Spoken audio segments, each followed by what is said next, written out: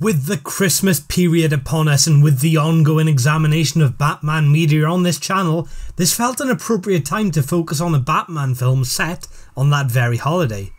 In Tim Burton's 1992 feature Batman Returns, while the festive period approaches Gotham City, the Dark Knight becomes embroiled in a plot involving a deformed sewer dweller with connections to the circus who isn't Killer Croc, a two-faced politician who isn't Harvey Dent, and a Catwoman who isn't— oh wait, no, she is Catwoman. That's something. This film, which until recently I hadn't seen for years, is genuinely great, and an important factor in this greatness is the performances. Michael Keaton proves for the second time he's surprisingly suited to the titular role, adding nuance to Bruce Wayne and a menacing quality to Batman, two very interesting characters who for some reason never meet. Wait a minute. Bruce Wayne? Why are you dressed up like Batman? Danny DeVito plays the Penguin, and while the character's been dramatically altered from the source material, the changes are mostly interesting and accommodate the feel of this universe. DeVito is brilliantly theatrical, darkly humorous, and grotesquely vicious. Christopher Walken plays a role that was originally intended for Billy D. Williams, who would have reprised his role from Batman 89 as Harvey Dent, who would have become Two-Face in a late scene of this very film. There's a great Mr. Sunday Movies video on that very topic. While this would have resulted in a more gripping narrative, Walken is infectiously boisterous and charismatically corrupt as new character Max Schreck, which is also the name of the lead actor in the film Nosferatu. You know how I know the lead actor in the film Nosferatu is named Shrek? Well, somebody once told me. I'm so sorry. While a comic book movie, the only true superpower shown in the film is the Christopher Walken impression the actor playing the son of Walken's character performs. Something to behold.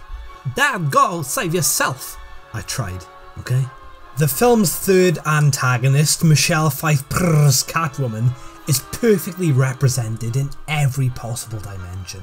From the shrewish, unsure, eccentric persona of Selina Kyle, to the seductive, malevolent, also eccentric persona of Catwoman, the unsurprisingly gothic, traditionally inspired costume design, and the mysterious origin story that either involves supernatural occurrences or her falling and getting back up. This character provides a shining example of the potential held by the idea of combining the world of Burton and the world of Batman. An idea that leads me to another important strength: the overall visual style, with its deliberately timeless presentation of Gotham City, with 1930s and Victorian influenced fashion, pseudo-futuristic architecture, emphasis on a darker colour palette, and a general aura of film noir that was carried over into the excellent animated series. This vast and versatile sense of universe justifies both the outlandish and cynical traits of the story, harmoniously blending this otherwise potentially troublesome fusion of styles. The film's story is engagingly malleable with well-timed escalation and energetic pace, occasionally thoughtful character moments, and surprisingly, geniusly observed political satire. A film in which a repulsive, clearly incompetent, corrupt figure is favoured by the public for a position of authority.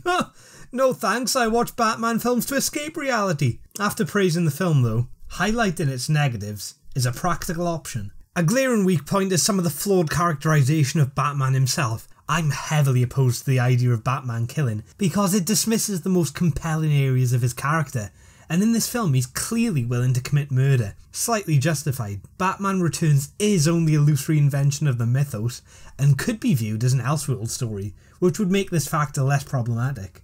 Another glaring issue is that Batman himself is given little screen time when compared to the film's villains, which is actually a quality shared with several other Batman films. Even The Dark Knight, the most relentlessly praised Batman film, is essentially just a Joker film in which Batman cameos.